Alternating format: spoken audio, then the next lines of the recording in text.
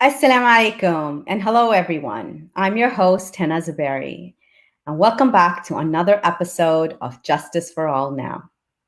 Thank you for joining us on Muslim Network TV, America's only Muslim-focused network.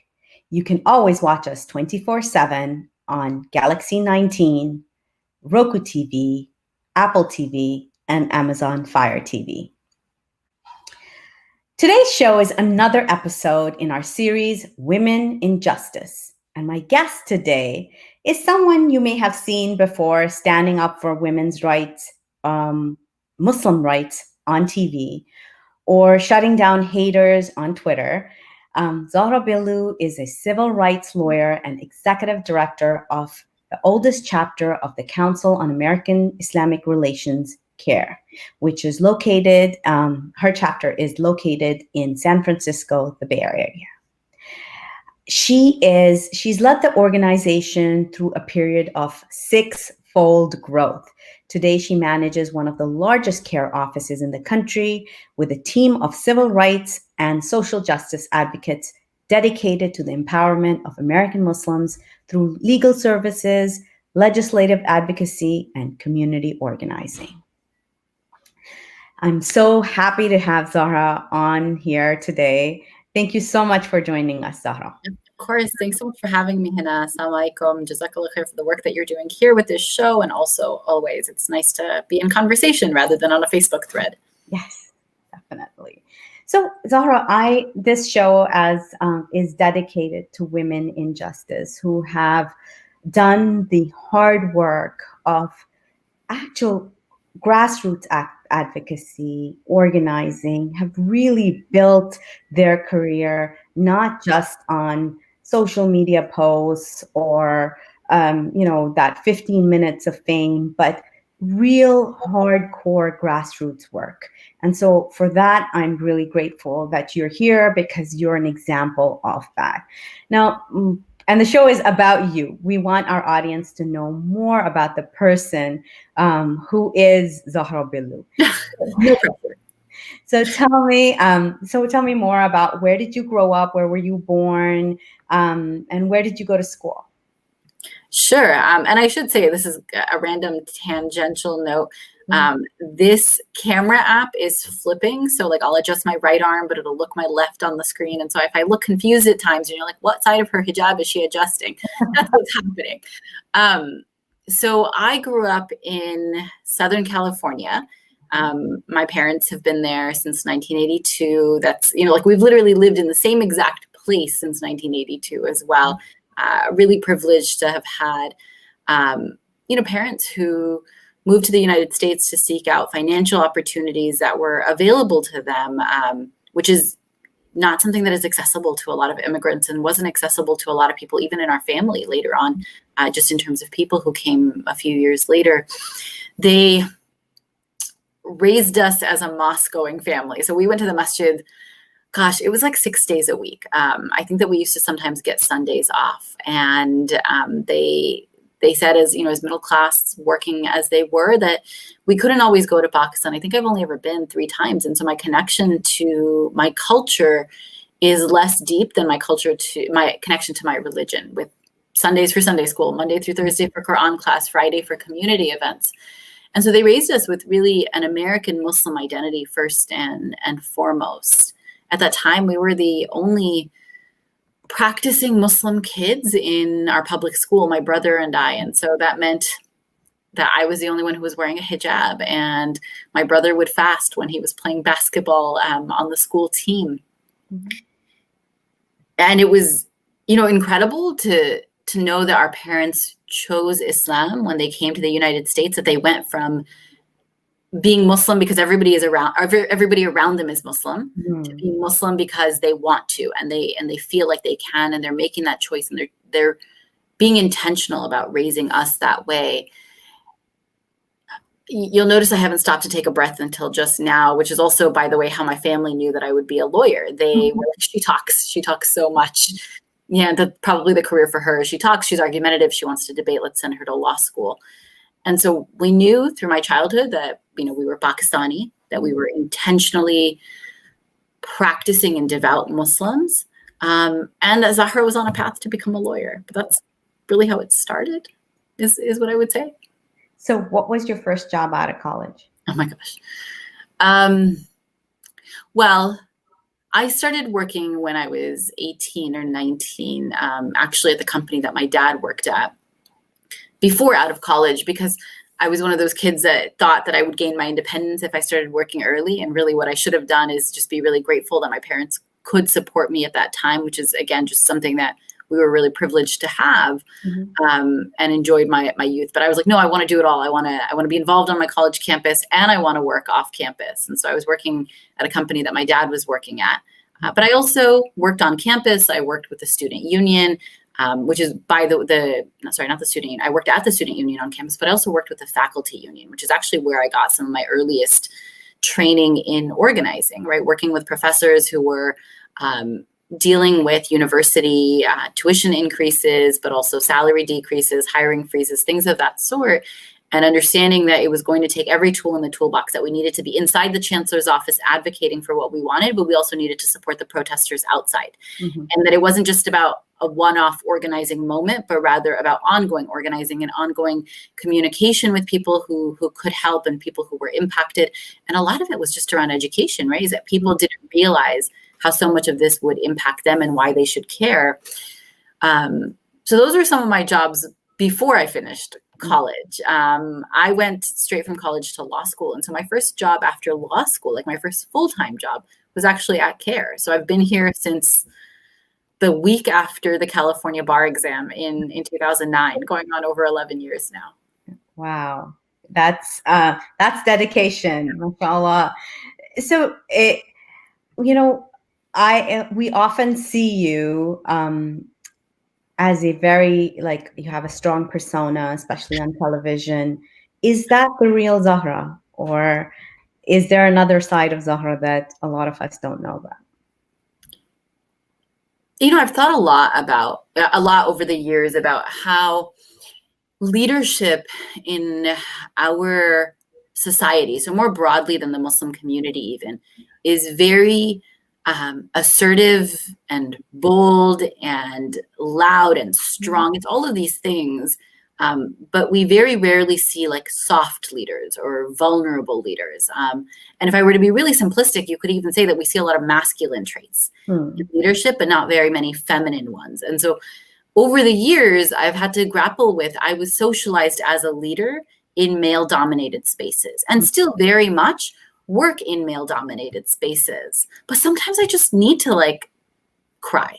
Sometimes there is strength in showing my vulnerability, and sometimes there is privacy in preserving that vulnerability. And so I would say that for any leader that you see, and I use the word leader sort of generally, but for any leader or persona, person in a position that you see on social media, on television, in writing, know that that's only one facet of them. You wouldn't know this if you just saw my television appearances or the work that I do at CAIR, but like I go home every day and I play with my 2 kittens, Justice and Peace, right? And it's chasing them around with treats or picking them up and cuddling with them, that gives me sometimes the rejuvenation I need to keep coming back into the work of challenging Islamophobia. But you wouldn't know that. And so whenever you see people publicly, know that you're only seeing a part of them. And you're only seeing a part of them at a point in time, right? So even like as I get comfortable with being vulnerable, that's something that I've been working on over the last few years. It's not what you would have seen 5 years ago at all publicly. Especially when you're up and coming, that there isn't that space to be vulnerable, because then you get walked over, and it's perceived as weakness, right? It's perceived as weakness. It's treated as weakness at times, and that I think has a lot to do with, again, just how more broadly we are socialized. And I think women sit in this real tension of, we need to demonstrate certain, again, for lack of better words, arguably like masculine leadership qualities. And if we don't, we get walked over. And by the way, if we do, then people complain that we're too strong. And so there's this like, right, no matter what you do. And so the best, most effective thing to do, I would argue, is to be ourselves.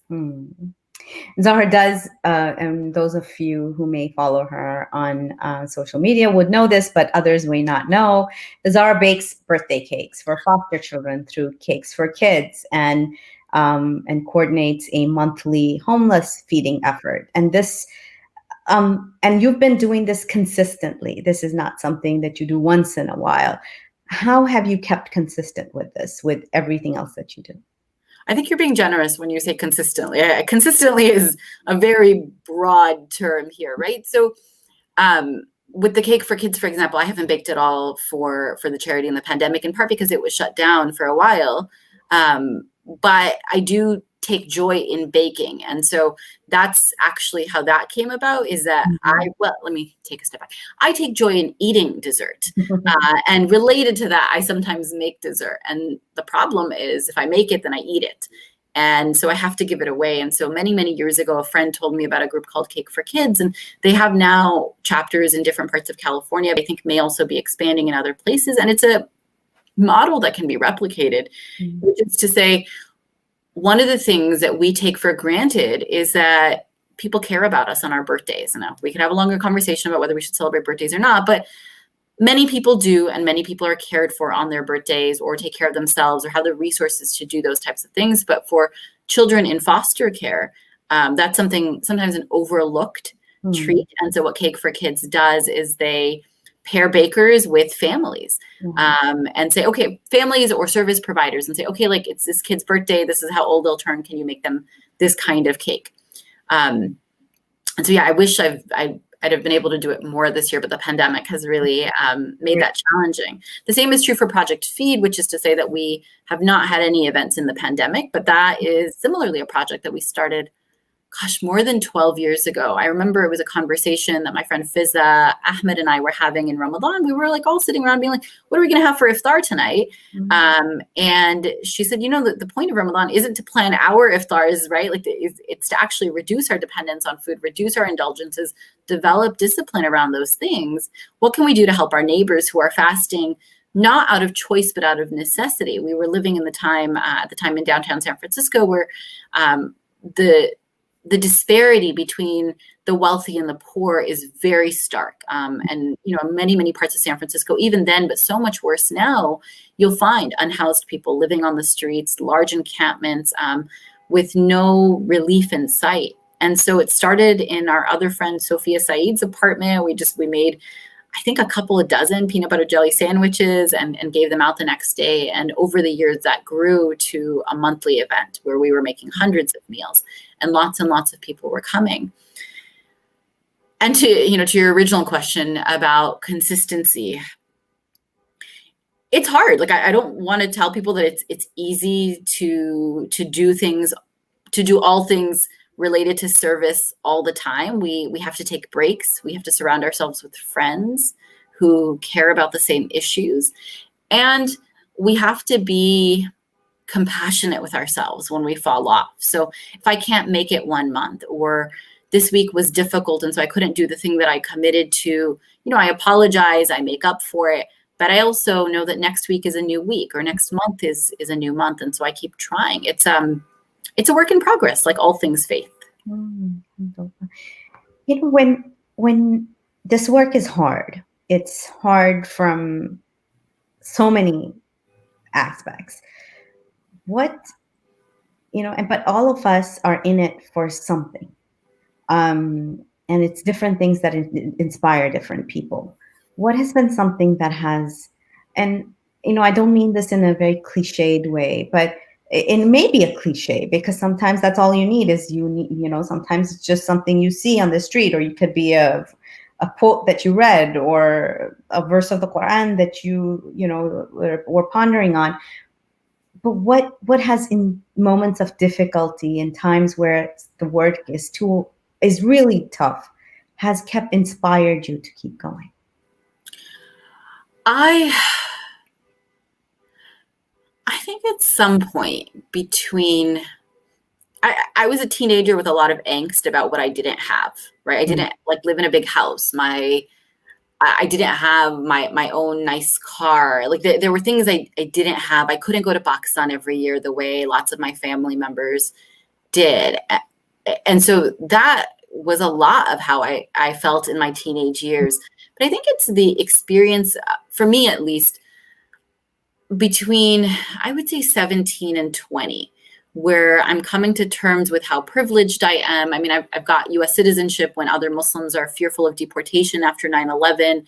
I speak English when others are being made fun of for not speaking English. I have a roof over my head and food and supportive parents. And so there was a period in time where I was like, I don't have all of these things because I'm better or special, or even necessarily because I earned them. Rather, Allah has entrusted them to me. And so the question that I come back to is, what am I doing with what I've been entrusted with? And this comes up when I think about Cake for Kids, right? I have access to all of the dessert I want, the dessert of my choice, the dessert that's good for me, the dessert that's bad for me, the dessert I can make, the dessert my friends buy, and so on. I mean, today, my friends and I are having a conversation about this new cupcake flavor at a local bakery and how we want to try that. But that's, why me? And so what am I going to do to share that privilege? The same is true for the food and our neighbors in terms of people who are unhoused and don't know where their next meal is coming from. I don't cook, and yet, alhamdulillah, I always know where my next meal is coming from. Like, I've never been in a situation where I've said, oh, like, I don't know if I can afford my next meal, or I don't know that I'll be able to access my next meal.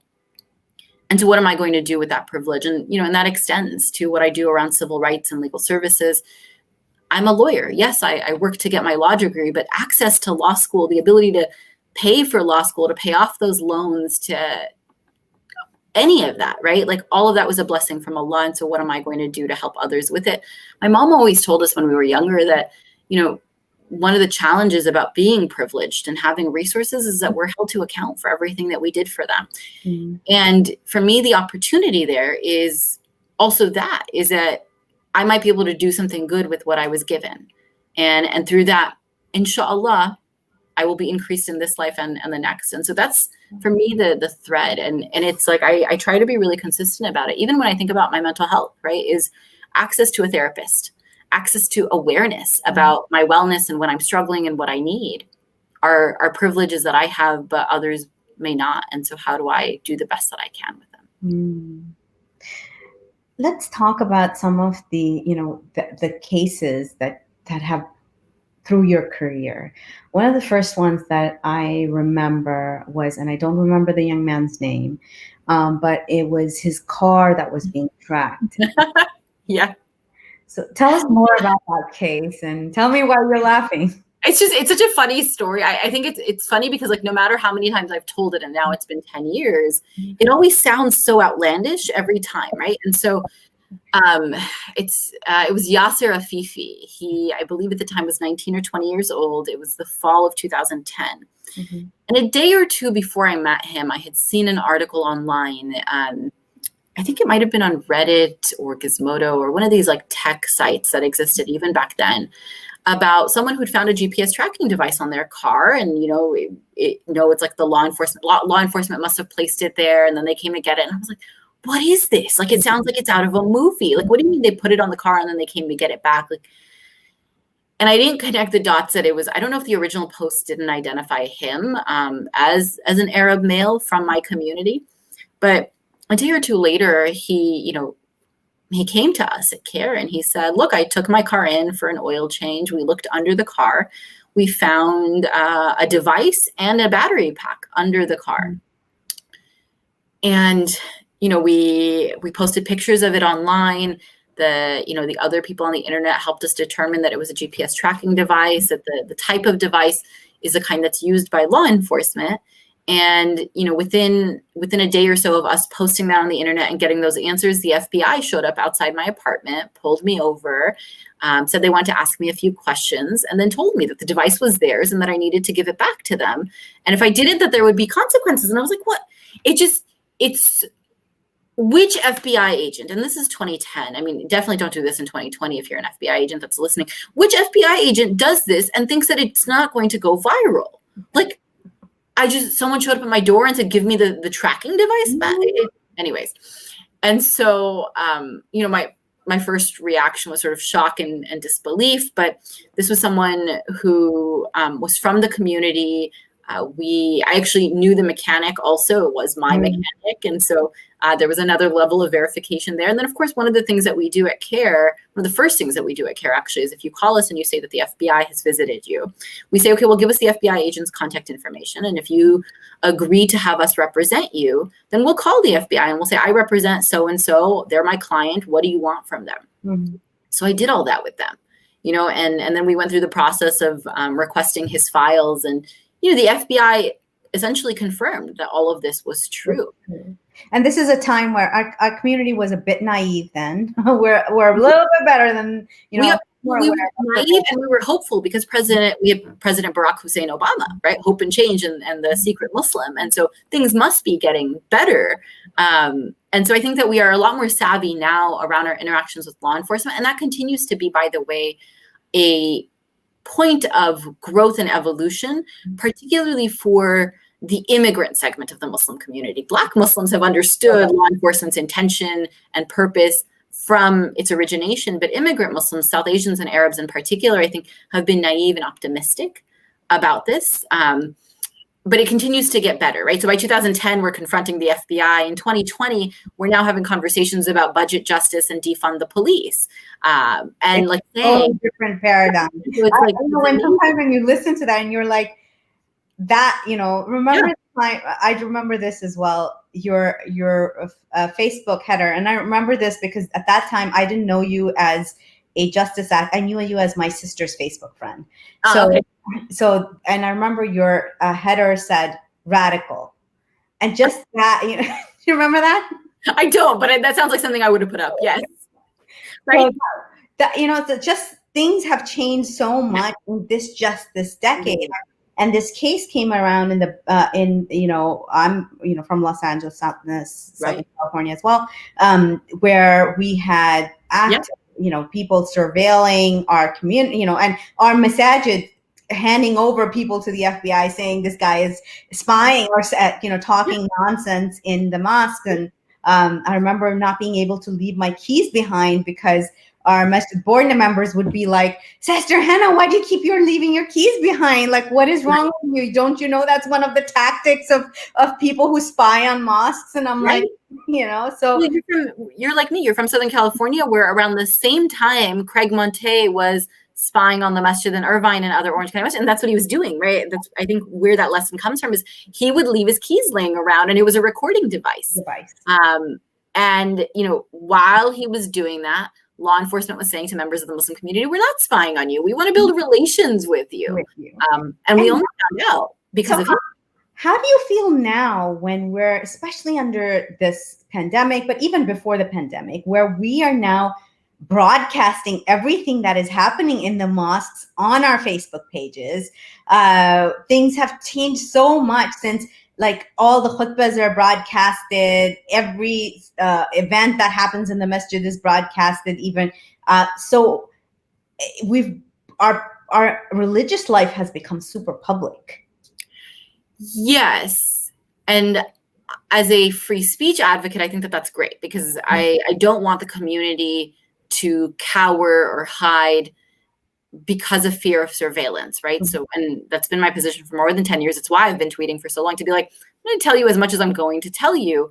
At the same time, I worry about two things. One is government surveillance hasn't gone away. It's just evolved. So we're looking now at facial recognition technology, right? We're looking at constantly how local police collaborate with federal agencies and what information is shared there. And so their surveillance mechanisms are evolving in some ways and times faster than our controls on them, or even our awareness of them. I mean, part of what's funny about Yasser's story is the idea, even in 2010, of placing a tracking device, right? Like, I'm going to hold up my iPhone 10. This is, I believe it was a little bit bigger than this phone.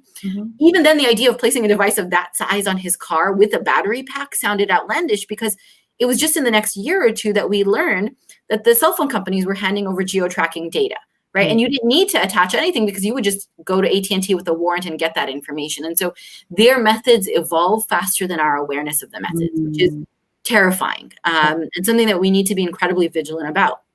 The other thing I worry about, Hina, is it would be interesting to compare religious programming today to religious programming in 1999. Mm.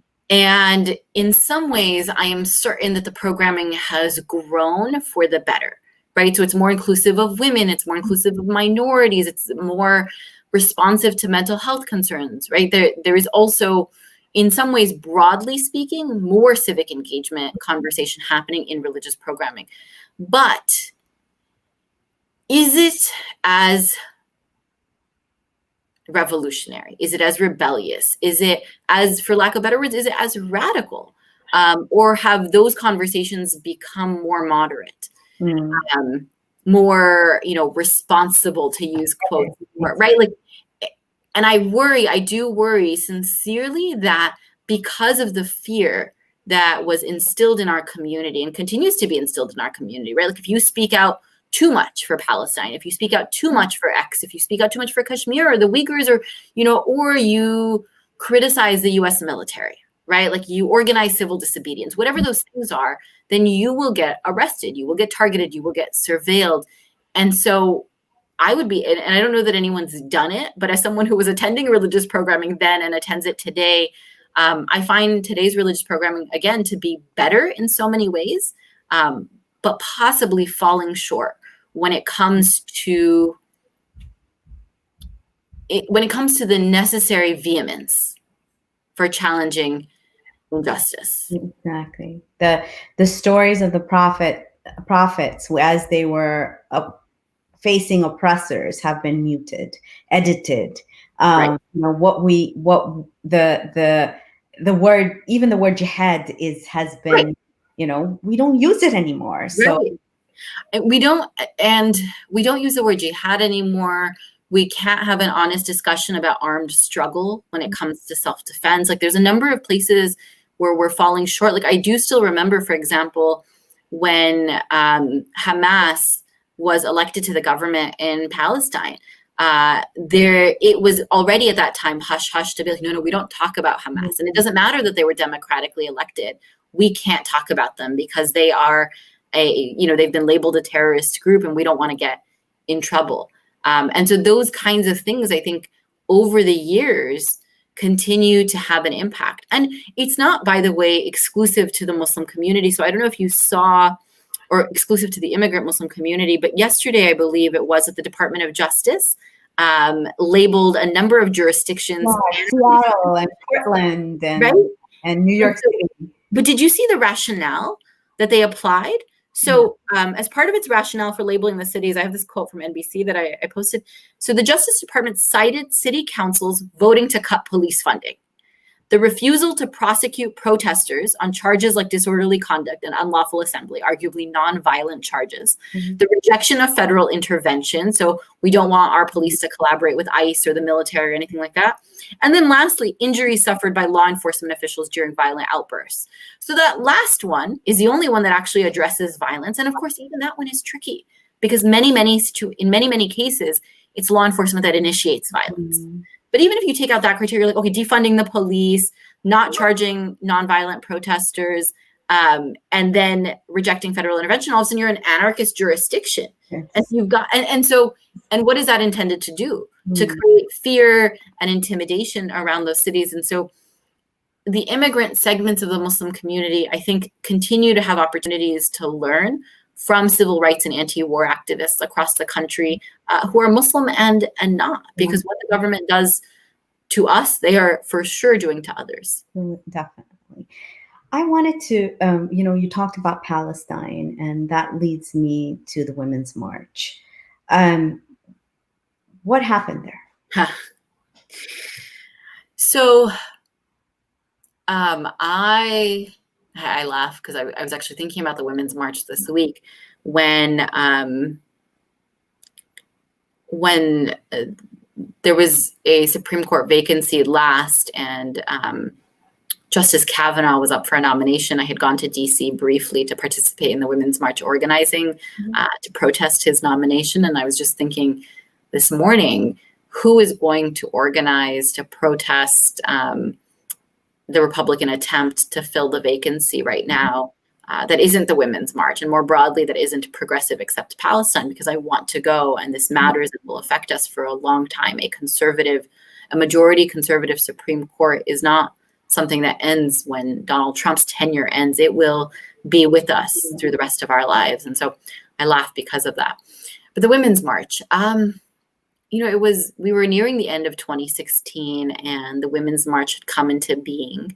And I'd been talking to our friend and sister, Linda, about the march organizing for the beginning of 2017. I had already made plans, actually, to go to DC to protest the inauguration. Like that I knew I wanted to do. And then the Women's March came up. And so I was like, okay, I'll stay the extra day and participate in that. And so as Linda worked to ensure Muslim inclusion in the inaugural Women's March, I was invited to speak. And it was one of the most humbling and exhilarating experiences ever to speak before hundreds of thousands, close to 1 million, I believe, maybe even more, but one of the largest protests in US history, right? To speak to that audience as a proud Muslim woman about all of the things that matter to us in that moment. And from then on, I stayed engaged with the Women's March. In 2018, I spoke at a local march. In 2019, I spoke at a local march. I went to DC to protest Justice Kavanaugh's nomination with the Women's March. I was involved in the conventions. I helped co-develop parts of the policy platform that the Women's March had advanced in their first chapter. And so what year are we in now? Someone joked the other day, we don't have Tuesday, Wednesday, or Thursday in COVID. We just have Blur's Day. It's all Blur's Day. But come 2019, the founders of the Women's March, Carmen, Tamika, Bob, and Linda, put together a transition plan in which they would hand off the organization to a new board of leaders while still maintaining one seat for the founders on the board. And so, I was invited to apply. I applied. I was vetted by a nomination committee, and I was invited to join the board in the summer of 2019. Now, the board of the Women's March and the Women's March in general, of course, had gone through a very tumultuous period in their entire first 3 years. They were so successful in their organizing. They did distributed marches across the country. They organized some of the largest mobilizations. They organized the Women's Convention, which is where the picture in that article was from.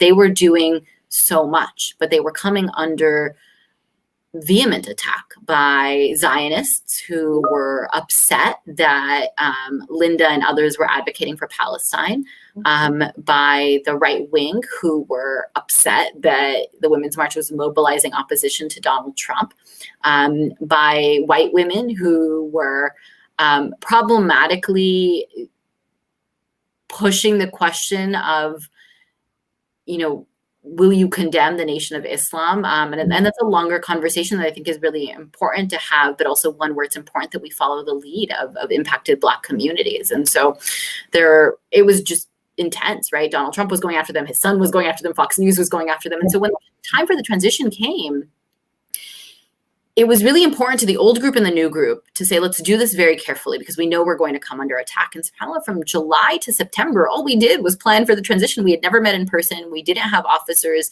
Arguably, there were already clear signs of struggling because it shouldn't take that long to announce a transition. Exactly.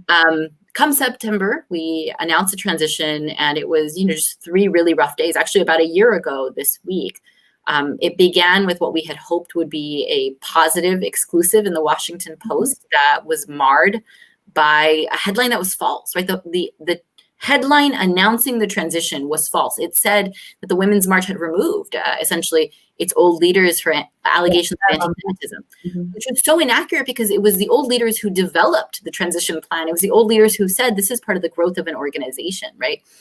And before the Women's March staff could even move fast enough to get their own statement out or, clean up the mess that was frankly created by an inadequate public relations job, and a reporter who was perceived to be friendly but wasn't, right? Another long conversation that I think would be really great for Muslim Network to have and for Sound Vision to be thinking about is how do we train people, Muslims and otherwise, around how to navigate mainstream media? Anyways, before that could even get cleaned up, before we could even move, before the Women's March as an institution could even move to defend the founders, to say that this is a mischaracterization of what happened and we reject the assertions that they are leaving the organization because of false and baseless allegations of anti-Semitism, the right wing started to rally. And the narrative that came forward was, oh, out with one anti-Semite, in with another. And they were frankly referring to me and Linda, spreading lies about our activism, saying that, you know, our activism for Palestine was anti-Semitic, when in fact it wasn't. But we had a new board that did not have the resilience of the old board. So the old board stayed strong for 3.5 years under the most vociferous right-wing attacks. The new board, a group of 16 women and one founder, was not as strong. They immediately started to get concerned. And Hina, the things that I heard, I thought I had seen progressive accept Palestine, but I really hadn't until then, right? Like, how can we work on a woman's right to choose if we're always fighting about Palestine? How can I can't be Islamophobic because I'm Latin? Like, no, right, exactly, right? Maybe you should step down and let us pick another Muslim. And it was like, no, that's not how this works. Like, you don't get to at this point decide who is more palatable Muslim. And I remember the straw that broke the camel's back for me was, well, what if you step down to protect your dignity? And I was like, no. And this goes to the point I made earlier about the privileges that we have come from Allah. I was like, my privilege, my dignity doesn't come from the Women's March. In fact, it doesn't come from CAIR or from my work. It comes from Allah, right? So what matters to me is that I am good with my creator. And if you look at my track record, I have been consistent on the issue of Palestine for over a decade now. And at no point have I ever been anti-Jewish. In fact, we work closely with Jewish partners. So you can take what I've said and twist it and turn it and all of those things. There were also concerns about what I'd said about the military, and I stand by that. The military is a killing and murderous force in our country, and I pay my taxes knowing they go to the military because I myself am fearful of going to jail. And every time I pay my taxes, I choose my liberty over the liberty of people that our military is killing. And then the last example, actually really quickly, Hannah, is there were also concerns about what I'd said about law enforcement. So law enforcement in our country, the FBI in particular, as it's targeted the Muslim community, has long targeted people who are at times mentally ill, right? And they set them up in entrapment plots. And so there were concerns about how I had said that. And I was like, okay, so show me how I could say this better, how I could say it in a less ableist way. But it doesn't change that my community's lived experience is that the FBI goes and targets the guy who thinks that the Taliban would meet with him at Starbucks in broad daylight, right? And that something is not right if that's what you think.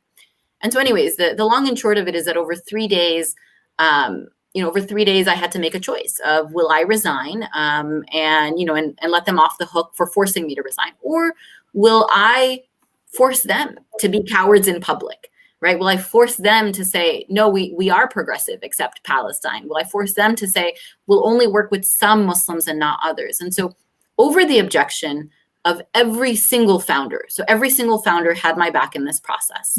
Over the objection of every single founder, a majority of the board, not the unanimous board, but a majority of the board voted to remove me. And by the way, the other thing that they did that was absurd was that they said that they did it, by the way, also at the behest of the chapters, which was unbelievable to those of us who had been organizing for a number of years with the Women's March, because the only chapters that had remained with the Women's March for 3.5 years were the chapters that had appreciated the radical commitment to justice that Linda and Tamika and Carmen and Bob had already demonstrated, who had withstood the right-wing attacks. And so, when they did that, I knew I needed to move really quickly. I knew that I needed to set my narrative.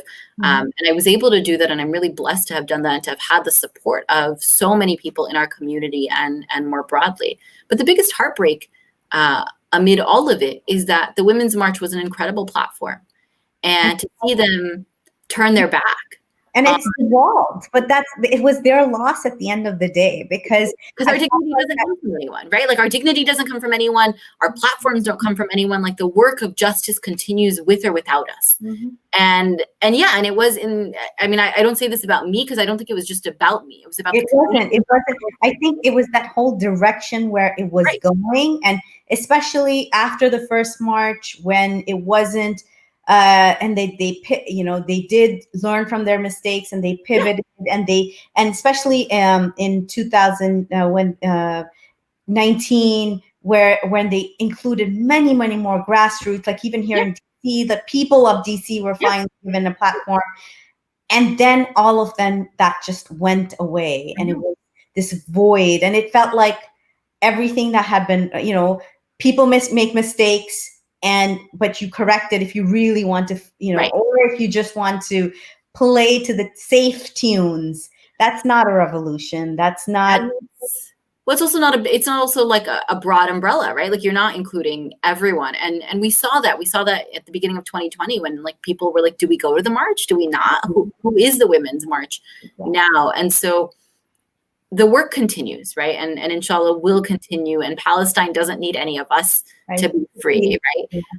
That is in the end Allah's decision, but we have to do our part. Right. And so it was important to me to stick to my principles, to say that I wasn't going to cave, but also that if our allies, our so-called allies, were going to be cowards, they would need to do so in public. Right. And that's why I didn't resign. I made them vote me off, because if I had resigned, they would have just been like, oh, we've decided to part ways. No. Like, I did not decide to part ways. You decided that you weren't going to step up for justice. And again, this is a point, and we bring this up several times in this show, is when you speak about Israel, automatically it becomes about anti-Semitism. And if we don't stick to our guns, we don't make sure to differentiate between anti-Zionism and anti-Semitism, even within our community and outside our community, it's constant and has to be addressed. Otherwise, things like this will continue to happen. Yeah, and I think, but here's the other thing, right? And also to clarify, and I know you're not saying this, but I think sometimes people think it. I don't see a lot of anti-Semitism in the Muslim community. I'm not going to say it doesn't exist. It exists. All sorts of bigotry exists in all communities, and the Muslim community is no exception. But I don't remember the last time I had to correct someone and be like, no, you don't mean to say Jews, you mean to say Israelis or Zionists, right? Like, I don't see that happening a lot. And so does anti-Semitism exist? Yes. Is it a problem? Yes. Is it a disproportionate problem in the Muslim community? No. And by the way, when supporters of apartheid Israel, which is always how I prefer to say their name, they're not Israel, it's the apartheid Israel, right? Is that when supporters of apartheid Israel label pro-Palestine activism as anti-Semitism, what I have heard from our colleagues and allies in the Jewish community happens is that they actually water down real anti-Semitism, right? Is that if you call everything anti-Semitism, then the anti-Semites can say, well, then nothing is anti-Semitism, or they can say, oh, like they cry wolf all the time. And so it doesn't help the cause. It doesn't help the cause of Palestine to be anti-Semitic, because the issue isn't about Jews versus Muslims. It's about justice. And there are Jews and Muslims on both sides, right? There are Muslim Zionists and there are Jewish anti-Zionists. And it doesn't help the cause of anti-Semitism when we call pro-Palestine work, and not you, but when people call pro-Palestine work anti-Semitism, because then it takes away from what is actually happening on the ground with anti-Semitism, which is vile and violent, and for sure is a problem in this country. So, as we're winding down, I can't let you go away without talking about the border protest. And let's talk about the border protest. Okay. Let's talk about this. I think it's important to talk about. Tell me what happened and what would you do differently? So what happened, and I really want to focus on what happened, right? And I think we may mean different things with what happened. What happened is the United States was caging children, right? Children who were fleeing inhumane conditions in other parts of the world, because in many cases, our foreign policy and our economic policy. So these kids are coming across the border. They're being separated from their families. They're being tear gassed. They're being caged. And then they're being taken to court by themselves without representation, 2- and 3-year-olds, right? If that. They're being held in disgusting conditions and so on. And so we received a call or invitation from our interfaith partners on the border who said, we are going down there to do what we know how to do best, which is pray. Pray for the children, pray for our complicity as Americans, pray for our future. And so that's what we did. And when we talk about what happened, I want to make sure that we don't lose sight of that, is that you had hundreds of faith leaders, and I don't say this to defend myself, but also me, risking our physical safety to go down and say, this is a problem. That Allah will ask us what we did with our privilege, our U.S. citizenship. Did we do everything we could to advocate for the humanity of these kids, to say, we know that we pay our taxes and that funds your violence, but we are not okay with this. And so, Hina, my most vivid memory of that time is honestly risking our lives near the border wall. and that's getting lost in this most recent sort of social media firestorm, is we are approaching border police who have guns, who have riot gear, who are saying to us, don't be violent, and we're like praying, right? I remember being so close to a border guard, thinking he could break my face, and knowing only Allah will protect me in this moment, and really turning over my fate to him, because I knew that Allah said, like, we must advocate for justice and we must change things with our hands if we could. And so that's for me what that was.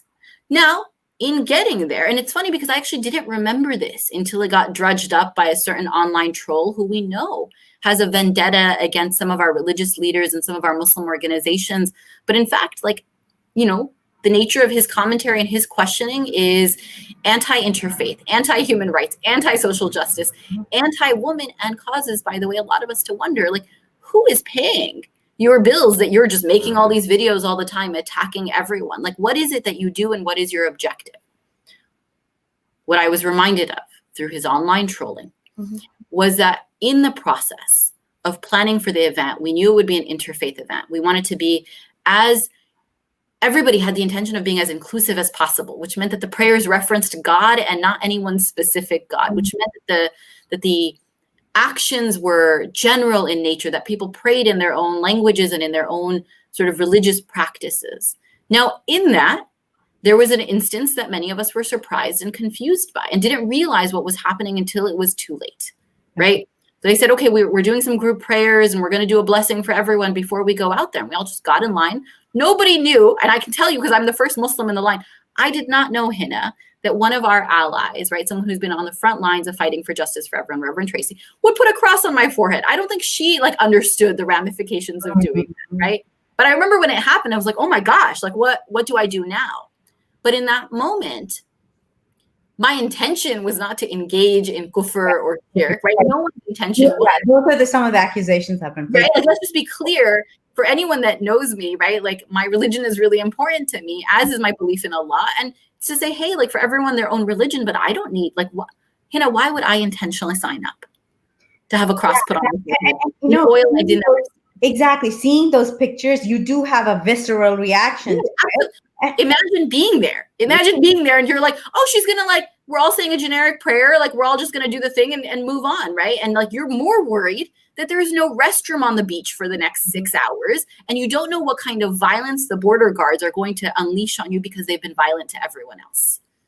And you get in line and something happens and you're like, okay, I don't have time to deal with this now. Allah knows it wasn't my intention, right? I will seek forgiveness and we're going to keep on moving, right? But I think that there's this like impression that this happens at every interfaith gathering. It doesn't. I've participated in many over the years, right? This doesn't happen. There's a allegation that it was intentional, to which I would say, like, you know me, right? I'm your sister, not you, but like, why would you? I'm your sister also, but our religion teaches us to give people 70 excuses, not to spread slander without asking when the visual itself confuses everything we know about it, right? But then also have some respect and understanding for the strategy of the leaders, right? Not only the leaders, of visible activists, of experienced activists, to say, you can't see in the video that we were shocked and concerned, but also knew that we needed to prioritize safety in that moment. And that meant not getting into a 30-minute theological debate on the beach after something that was unplanned happened, right?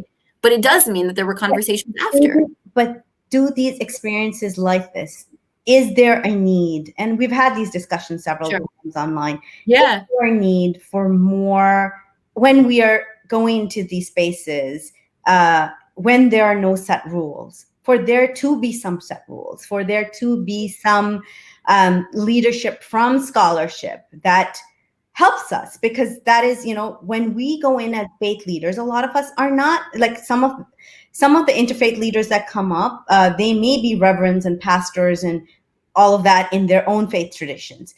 But a lot of times when it's Muslims, many of us are not sheikhas and sheikhs who are out there. I don't think it takes a sheikh or a sheikha to say, hey, maybe they shouldn't have put a cross on her forehead. Maybe that wouldn't have been okay. Right? 100%. And to be fair, like the sheikhas and sheikhs, they didn't know about the libations. So I think that so there's like this like ongoing like, hey, we're continuing to learn.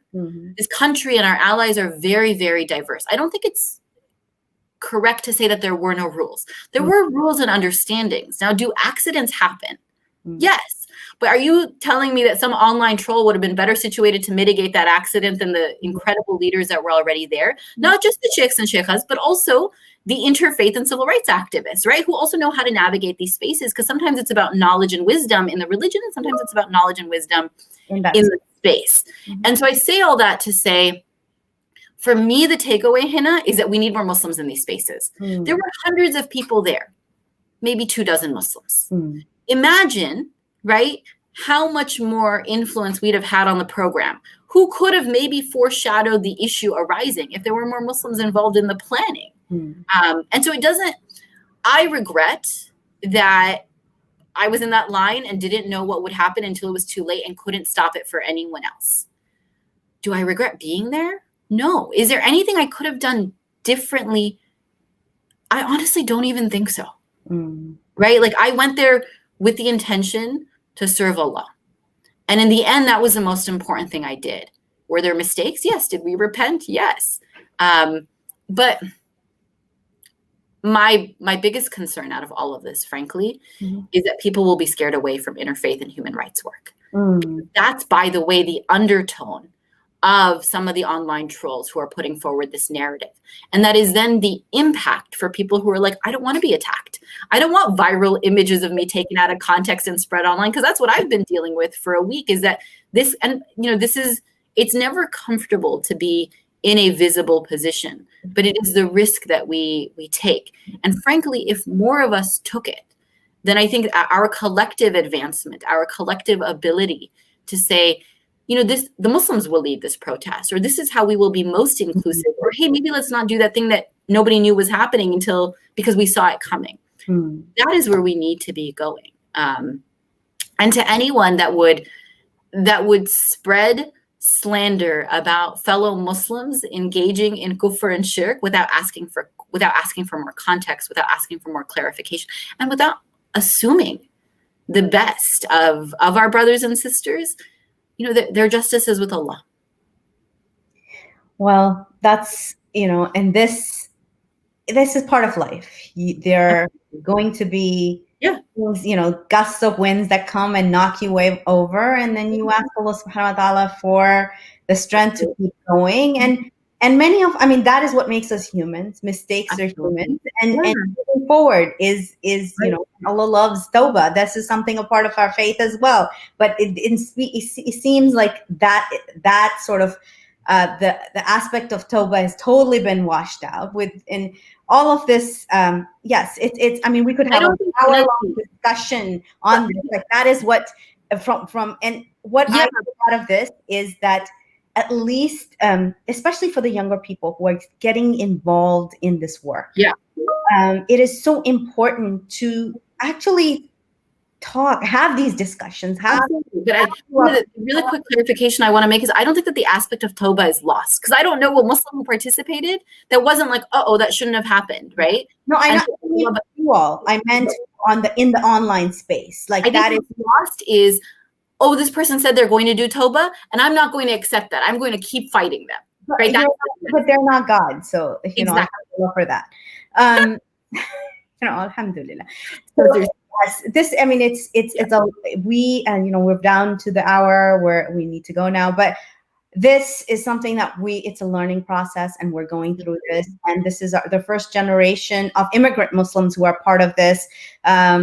Black Muslims have been a part of this, and maybe we need to be learning more from them, because they have been navigating these spaces for a lot longer than us, and have been able to perhaps do it with more finesse because they know the space better.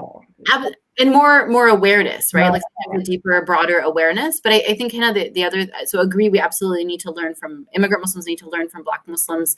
But I want to just reiterate, we also just need more people doing this work. And I know that it can be really scary, right? Like I can have the Women's March conversation more easily because I've had some time and distance from it. But like you say this and I get riled up because I'm like, someone is out there, right? People are out there saying that we like engaged in shirk as though we do that regularly and we did it intentionally. And that is such a heavy allegation. It is unfortunately the cost of doing the work is that people, be they right-wing Muslims or right-wing Republicans, will try to attack us. But the more people that do this work, the stronger we are, the more we learn, and the more we can have an influence.